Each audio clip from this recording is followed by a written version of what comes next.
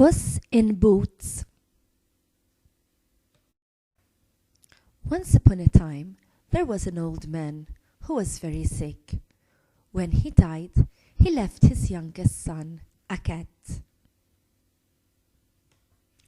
The cat was a very clever and intelligent cat. It told the youngest son to buy some boots.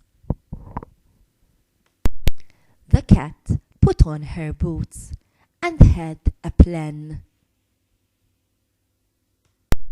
The cat wanted to catch a rabbit. She put some lettuce next to a bag on the floor and she waited for a rabbit to hop in.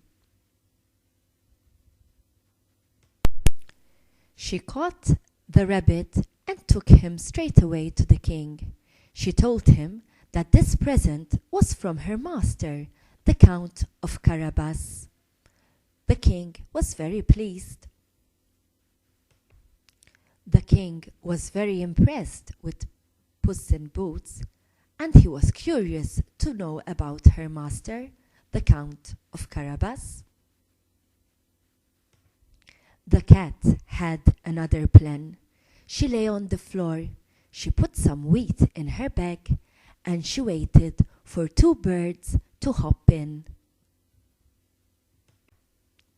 The cat caught the birds and gave them to the king. She told him that these two were from her master, the Count of Carabas.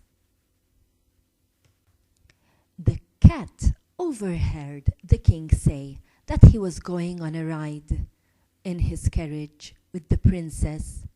She decided to tell her master to pretend to go and swim. Then he would pretend to be drowning and the king would save him.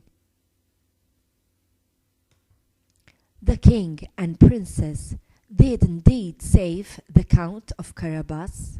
He told him that all the land was his. In truth, the land did not belong to the young man at all. It belonged to a giant monster who lived in a castle nearby. The cat decided to go and talk to him.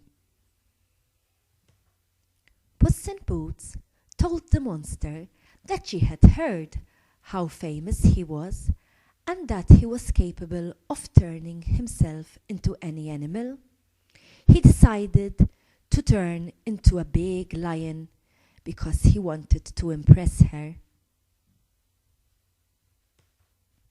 Puss in Boots told the monster, "You are really great and wonderful. You can turn yourself into a big animal.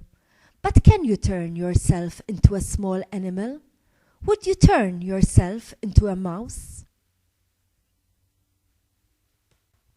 The giant monster turned himself into a mouse, and Puss in Boots leapt on him and ate him all up.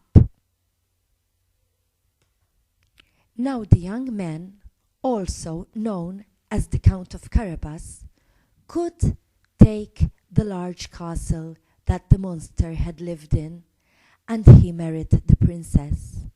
They lived happily ever after.